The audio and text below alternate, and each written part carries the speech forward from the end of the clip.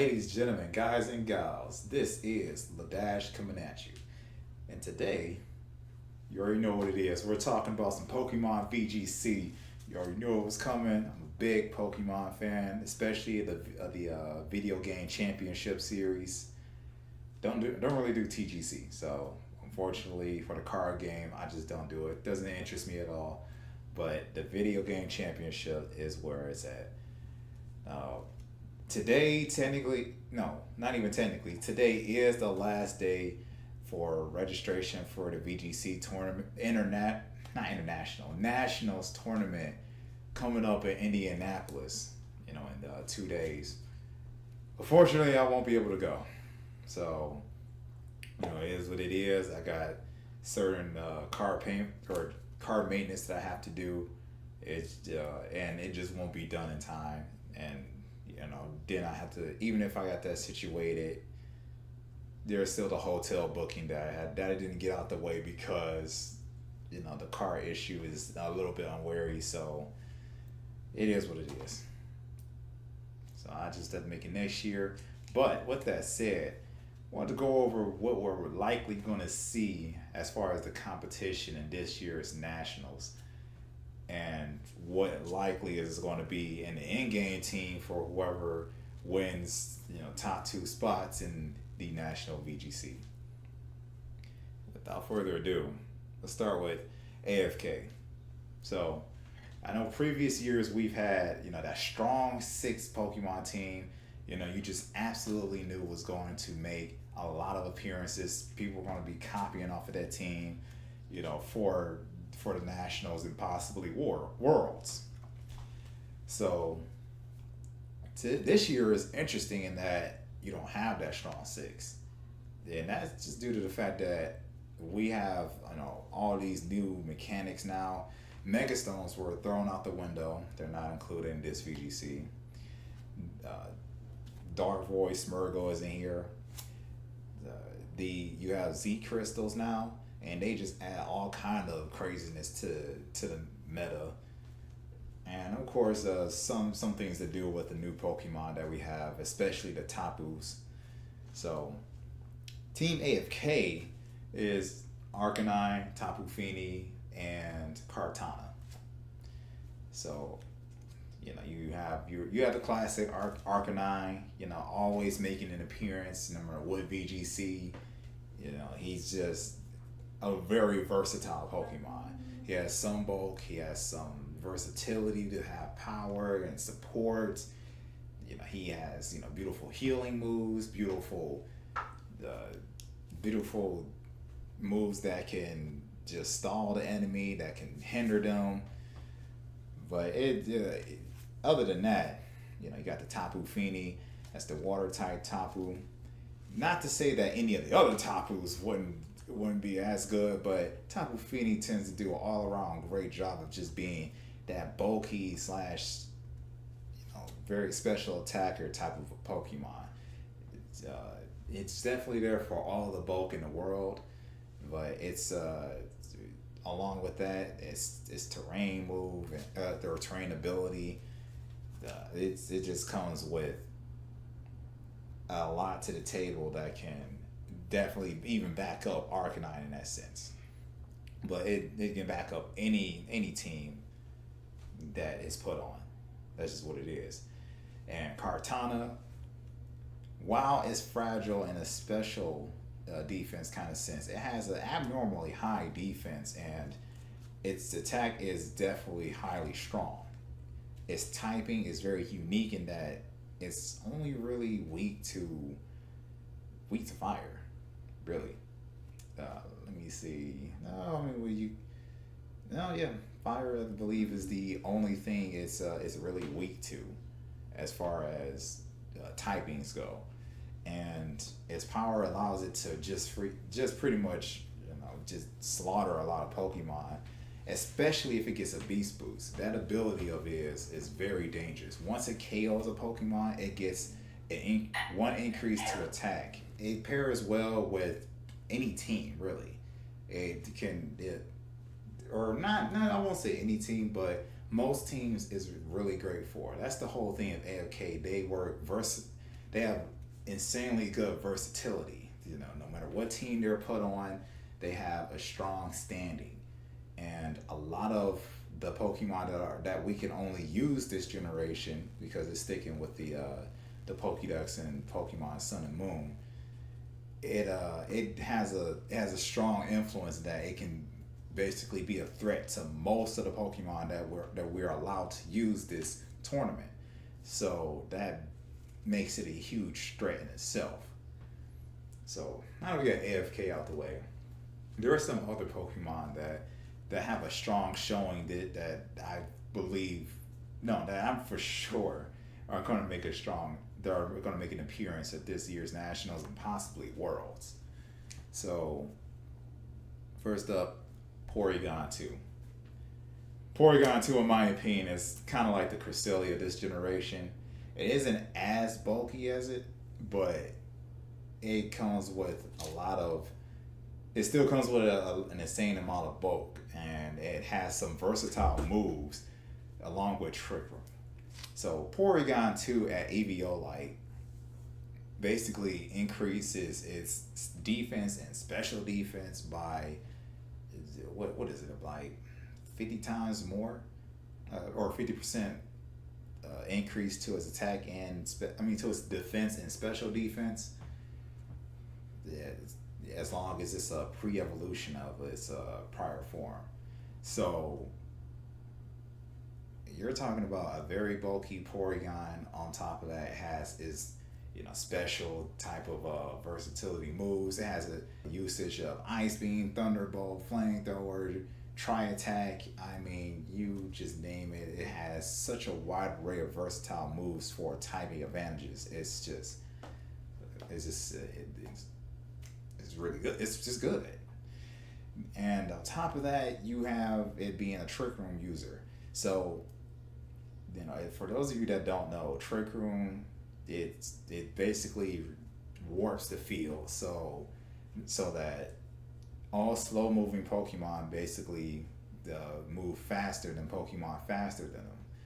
And of course, due to just depending on the stat arrangements, the slowest Pokemon on the field is going to go first. The fastest Pokemon on the field is going to go last. That's just how it's going to be. And that brings up a whole wide range of just mess ups, especially if you know that your opposing team has a lot of slow moving Pokemon and you have a lot of faster ones. That's just going to mess up the entire flow of your team. If you're trying to be a highly aggressive, offensive / fast type of playstyle. Porygon itself is very slow, but that definitely helps out certain Pokemon like Alolan Marowak, which is also another strong showing that I feel is gonna make it in the final teams of this year's Nationals. For all of you that have played VGC before, Marowak in itself just has insanely powerful attack thanks to the item Thick Club, which just doubles its attack. So what it's typing and the moves that it has available and that a significant boost to attack, it literally can be a haymaker to a lot of teams. And with it having fast priority due to Porygon 2, I mean, well, not a priority, but just speed overall, due to Trick Room, whatever Trick Room user is going to be partnered up with, it's going to benefit immensely from it. And it's funny enough that Alolan Marowak can actually be a really great threat to all the Tapus. Well, maybe not so much Tapu Fini, but definitely all the other Tapus, Tapu Koko, Tapu Lele, Tapu Bulu. They are all one way or another threatened by Alolan Marowak. So he's definitely a great addition to any team. Shadow Bone, which is a powerful ghost type physical move. Flare Blitz, a powerful fire type move. And it's your choice. Whatever else you want to run on it, you can run Boomerang, Earthquake, whatever. Then it also has access to Perish Song. So Marowak can be that deal, depending on what you want to use them for. Let's see, who else we got here? Drampa. So Drampa is actually the first normal dragon type Pokemon we've ever had. And with that, it comes with its own special type of, dangers to look out for. It for one, it definitely puts a stop to rain team users with the ability Cloud Nine. So it negates any type of usage of weather on the field, or the effects of weather on the field, I should say. So rain users, sandstorm users, sunny day, all of that is just out the window with Dropper. So that already in itself makes it a very viable usage of a Pokemon aside from Golduck. But let's see, it has quite a bit of bulk to it and some decent power. It has such a versatile usage. Any most normal type Pokemons, they generally have a wider range of a move pool. They can use generally most other elemental type of moves. So of course that's not to say that Drampa couldn't do it as well. Drampa has access to Energy Ball, has access to Ice Beam, I believe, and just I believe Thunderbolt as well. And already right there, it just can make someone's play just that much more difficult. Especially having it. I've seen common usages of it having Draco Meteor and Energy Ball. Energy Ball base definitely makes it a problem for a lot of players using certain Pokemon like Tapu Fini, for example, and I guess to some degree Araquanid and Golduck and Politoed, all of those water type of users. It definitely makes for a great Pokemon to have out there. And Draco Meteor just being the most powerful special attack and dragon type move, with Drampa being a strong special attacker, it just works. Next up that we have on the list, well, let's get into the Tapus. So I already talked about Tapu Fini. Of course, that's part of the AFK team, but now we move on to his brethren, Tapu Koko. Tapu Koko may not see as much usage as Tapu Fini and Tapu Bulu, but it still has a lot of scenes and plays a lot of roles. It's just being a very fast and offensive type of electric type user. Its ability, Electric Terrain, lets you set up a terrain for electric type moves. Of course, with that, no Pokemon can fall asleep on the field, so it's definitely helpful for that little bit. But giving a 50% boost to an already strong special attacker that gets stabbed off of electric type moves is beautiful in itself. So with it being an electric type Pokemon, using Thunderbolt is already getting stabbed, which is a 50% boost to that power. On top of that, the electric terrain gives it another 50% boost. So you're basically giving this, having this thing be a terrible threat to anybody that's trying to run water type Pokemon. And it's definitely so. It definitely could be a threat to anything else that isn't ready to take an electric type move. Of course, it has fairy moves as well, but one of the more common ways of using Tapu Koko is having it equipped with the item Electrium Z. That basically allows it to use the electric type Z move, which I believe is called Gigavolt Havoc. Depending on what move you decide to use it for, whether it's depending on whether you use Thunderbolt or Thunder as the base electric type move, maybe Discharge, it can have minimum base power from 175 up until about 190 or 195, I believe. That's a lot of base power to be thrown at any Pokemon, no matter how much defense you try to apply to something like Milotic. It's never going to take a Gigavolt Havoc, especially as boosted as it is with Tapu Koko Stab and Electric Terrain boost. A lot of water Pokemon just are screwed unless even if they protect it. It's only a very small, minor few of those that could possibly survive. But if it crits on top of that, it's just game.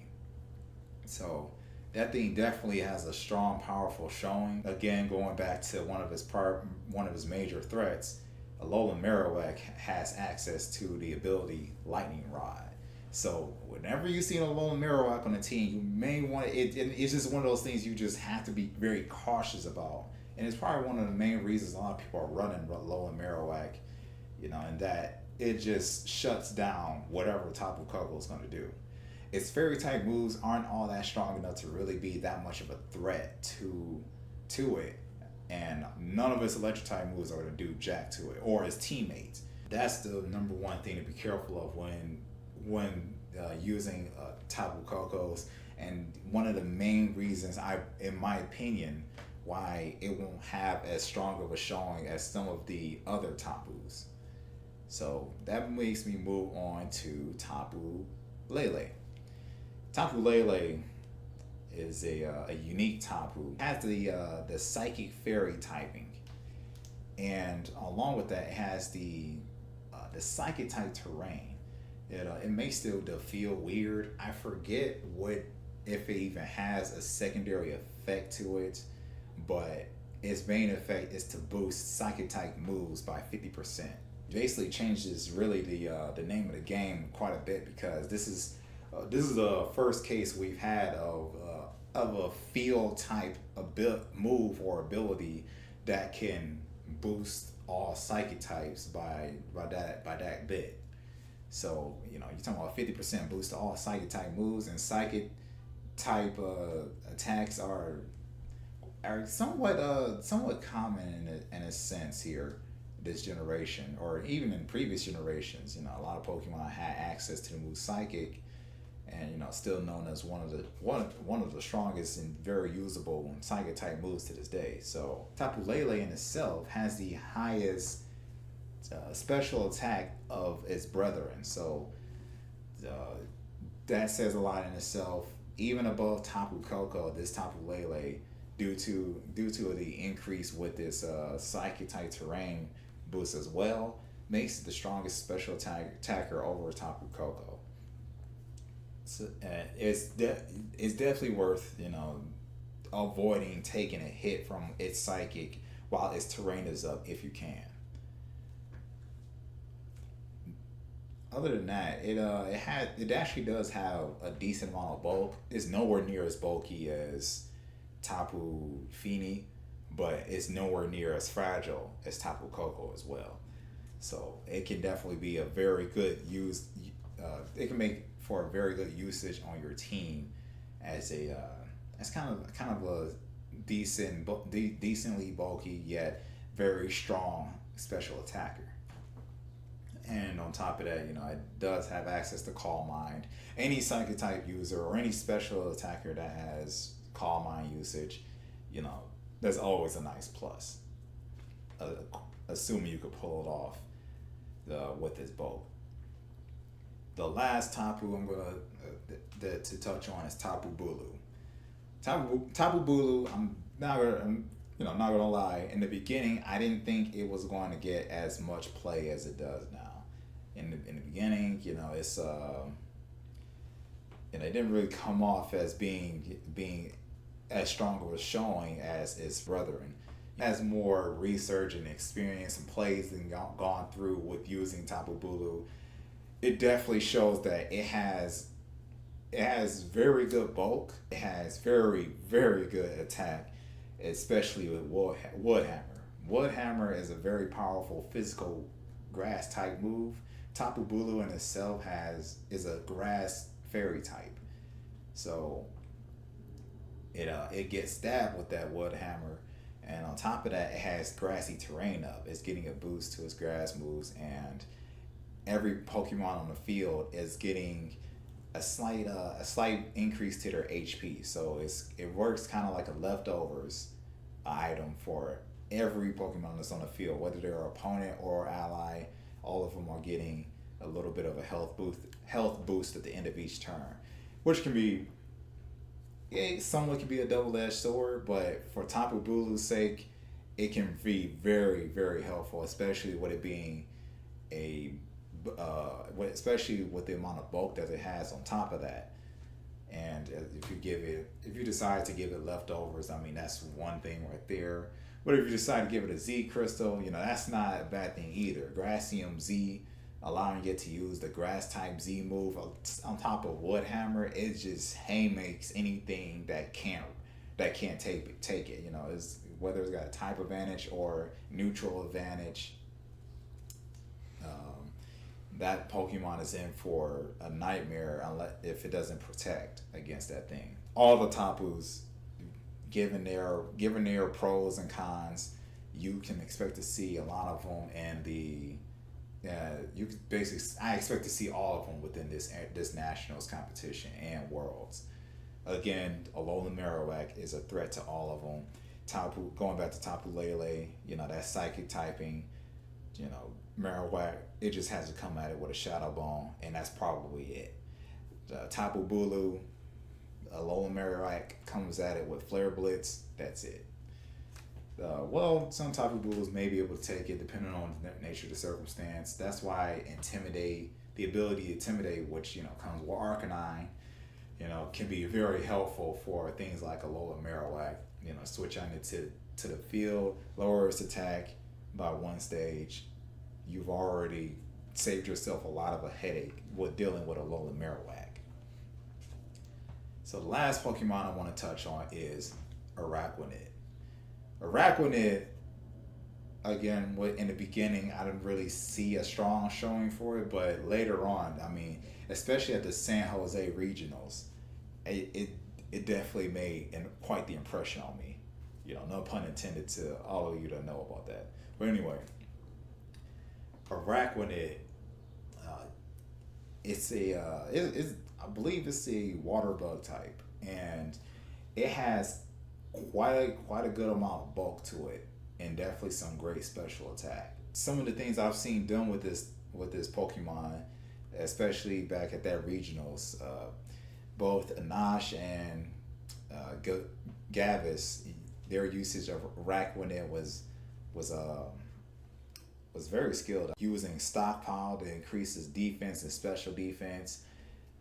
Araquanid using either Waterium Z for a very powerful Z-type water move, or using Z Swallow for a significant health increase if you use the move Stockpile. So that thing definitely did make an impression as a very bulky / powerful special attacker of a water type. So it definitely get paired well with any rain teams. Even if it's not on a rainy team, it just makes for a great partner with certain Pokemon, maybe Porygon, the 2, and other bulky Pokemon, or Pokemon that have a type disadvantage to whatever Araquanid is strong to. Believe that was it. So, I am psyched to see again what ultimately is going to be played out, especially in the top 8. We will see. We will see what happens. Anyway. If you like this video, go ahead, leave a like, and I will catch you all later.